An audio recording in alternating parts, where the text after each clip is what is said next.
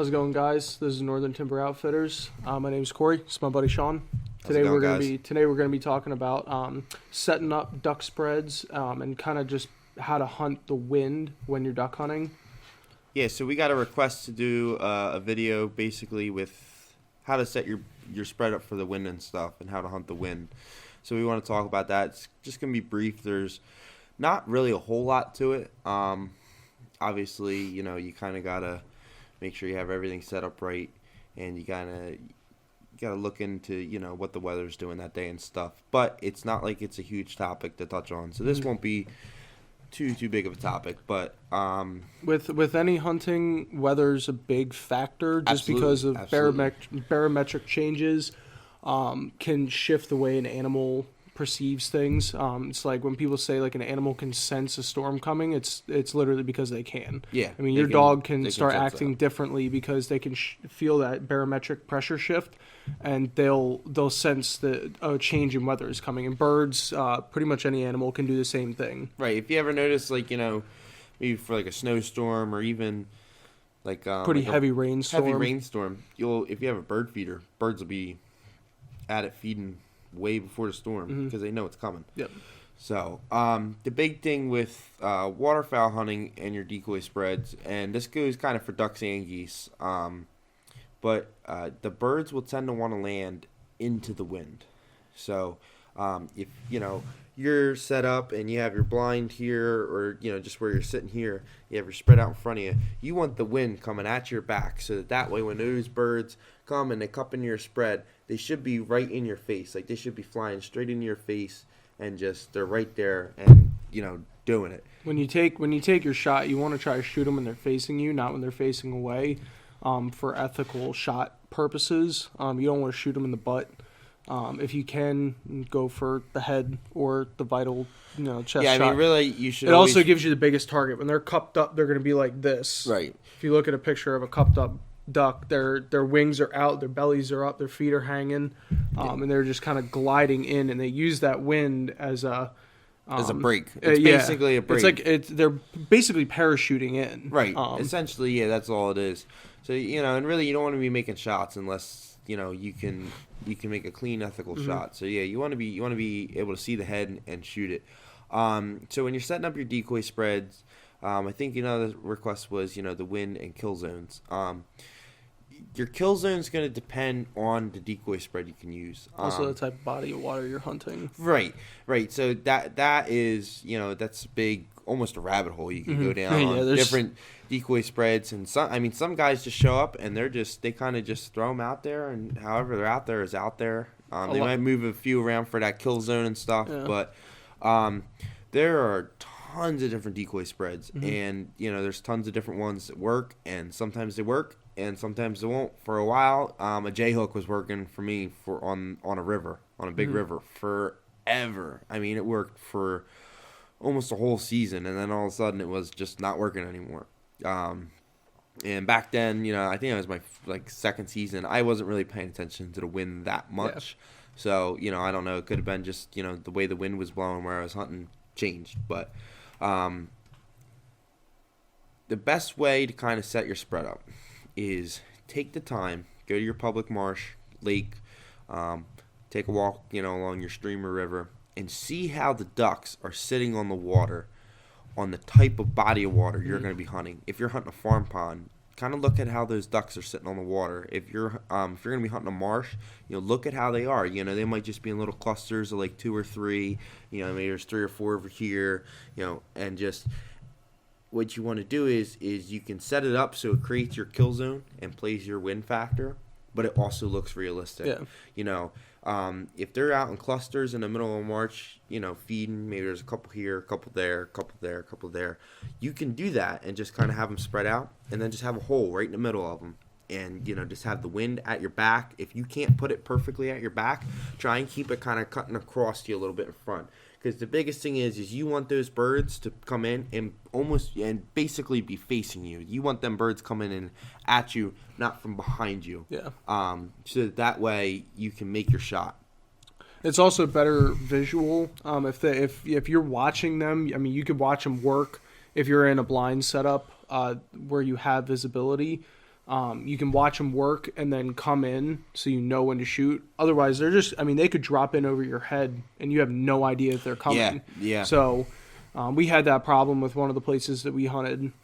The way the wind kind of tunneled in that area, they would be coming right over our head in the place where we would set up. So it wasn't, we were trying to find different spots that would work, but the cover wasn't there, so we just stopped hunting it. But yeah, I mean, like, I know what you're talking about there. And the other thing is, too, is where the birds are coming from. You know, that's going to play into it, too. You want to set up so you're kind of almost on their flight path. So, you know, they give you a look and stuff. But, you know, like I said, you want to have that wind either at your back or coming from your right side crossing over to your left, or left side crossing to your right, because you want those birds to, you know, they're probably going to circle a couple times. You know, sometimes they might just come right in, but they probably circle a couple times, and you want them to come around and come right into your spread in front of you, and you want to see them, be able to see them the whole time they're cupping up and they're committing to that kill zone and to that decoy spread.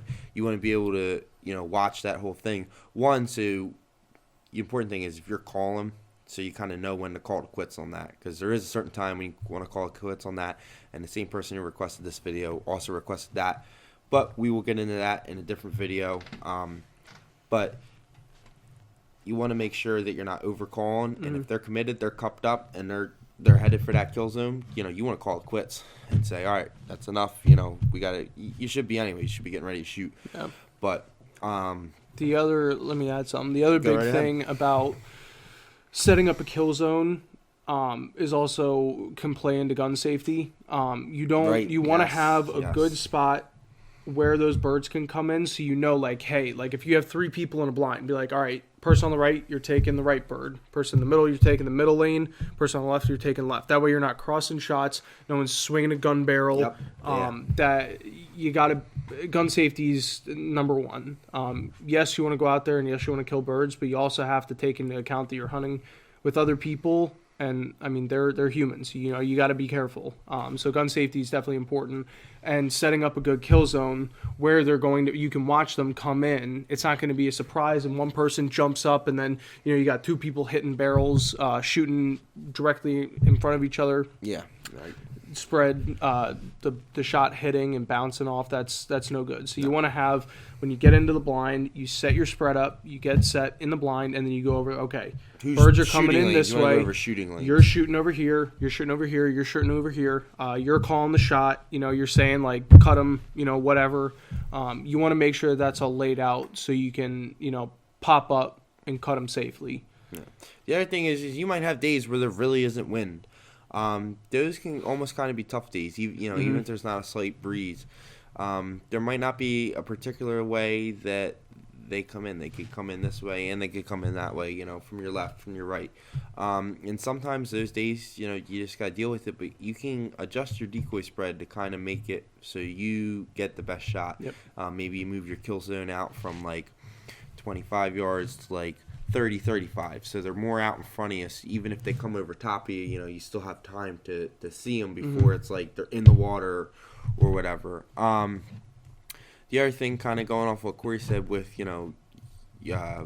making sure that you're practicing gun safety is, like, if you're hunting a farm pond or something, you want to make sure, too, that, like, however you're set up, like, if there's a structure like a out shed or a barn, even if it's way off in the distance, it's just gun safety. It's you got to make a habit of it. Try to keep that barn out of where you're shooting, even though at 500 yards it's not going to damage. It shouldn't cause any damage. You just don't want to break that habit of hey, that's not a safe place to shoot. Yeah, especially if you're like leasing land or you got permission. You want to take, like, that's their property. That's not your property to hunt. That is their property that they own. Those are their structures. You gotta be respectful. And if you're not, and you leave bullet holes in their shed, or you shoot one of their cows or something, that's not good. That doesn't make hunters look good. So you wanna be as respectful as possible, and that includes watching where you shoot. We know you want to kill the bird, but If you're going to shoot at something and it's going to hit something else, don't take that shot. Right. Those farms, if you're hunting a farm, they have livestock, they have outbuilding stuff, so you just want to be careful of that. But to get a little more back on the topic of the wind, we kind of talked about ducks. You can do a ton of research on decoy spreads. There's actually apps that now show you different decoy spreads, when they work the best, how to for set certain them. weather conditions. Right, weather conditions, the wind, bodies of water, so you can check those out. You can also check out different websites and stuff. Just look up pictures of decoy spreads, or like I said, get out. The best way is probably to get out and study how the birds sit on the water, where you're at. And even if you don't set your decoy spread up like perfectly how the birds are sitting on the water where you're at, maybe, you kind of do, you set half it up that way, and then, you throw a J hook in there or something, just for an example. The best thing to do is kind of do that research and see, what to set up for decoy spreads, and then set it up so the wind is at your back or coming, across you, like I said. Sorry, go ahead. One more thing. With geese, because geese are a little different than ducks. Most of the time, guys are hunting geese in a field. With it being in a field, majority of the time, you kind of have the room to play around and set your spread up and your blinds up so that the wind is at your back. Geese are a lot bigger than ducks. Ducks, don't always necessarily need to be breaking into the wind and breaking into the wind. Yeah. Geese are big birds. They need some kind of wind to kind of help slow them down and stuff when they're coming in the land. You want the wind at your back. You want those, especially, you're hunting from layout blinds or something, you want those birds to be right over top of you, right in front of you when they come in. Yeah. And, especially if you're hunting with like 5 guys or something, you want them to kind of come in front of you. And with hunting geese and stuff, you can kind of set your layout blinds up. Obviously, if it's like, a lot of times it does get a little difficult trying to blend them in.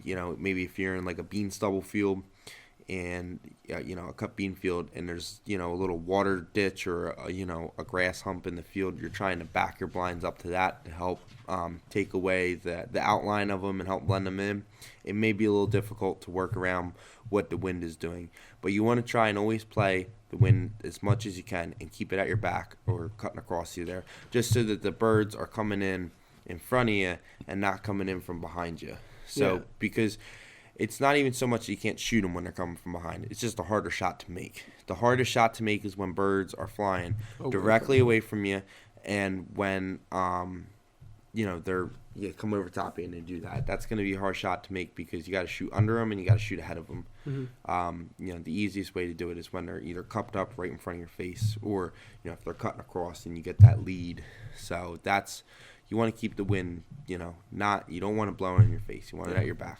And the other thing, you don't, the thing about duck hunting is it's just variable, right? So if the wind happens to, the weather forecast says you're going to have a southeast wind 10 miles an hour, right? And you get out there and it's blowing southeast, you set your spread up, and then all of a sudden shooting hours hit and it switches. Which happens when the sun comes up. When the sun comes up, a lot of times that breeze changes a little bit. If it's just a breeze, it'll change a little bit. It's something about when the sun comes up. Yeah. Don't be afraid to move your decoy spread around. Get out there. You're not going to ruin your hunt. It's not like deer hunting where you're set up and you can't move, right? The birds are going to be constantly flying back and forth all over the place. Get out there, move it. Even if you're not having success, you switch it, just mess around with it. Yeah, if you're not having success with your decoy spread, maybe go out and change something. Like if you I don't know, the birds keep flaring, or they circle and circle and circle and they just don't want to commit, try changing your decoy spread around. Make sure you're you're in enough cover. So honestly, just take a couple steps back and look at it. Yeah, look at your layout, look at your spread, and be like, what looks wrong? Right. Right. And you could see something, you could be like, oh, that decoy is shining, there's a roughed up or a shiny spot on it, and it's just glaring off the top. It doesn't look natural. Just take that one out and put it in your blind with you. Anything that shines really bright, isn't really natural. So and even just if you have something that's just out of place, they'll see it. They're very smart. They have very good eyesight. And depending on where you're at, kind of, north and south on the flyway and stuff, if you're further south, those birds have seen a lot on the way down. They've been shot at a lot. So, it gets tough. But the other thing is, too, is if you're hunting kind of like a flooded timber, or maybe you're hunting like a pond in the timber, you might not notice that the ducks are following that. The wind patterns, because they'll literally parachute down. They won't. They might not even think about the wind. They'll just kind of be coming over the tops of trees, and then all of a sudden it's like, all right, we're going here, and just right in. So, but to pretty much sum it up, like you said, keep the wind at your back, and we're coming across, right to left, left to right, and don't be afraid to move your decoy spread around if that wind changes, or if something just isn't working, the birds aren't committing, move your decoy spread, double check your cover, and just make sure that everything from their view looks normal and looks natural. So, yeah. all right. Yeah. Thank you, guys.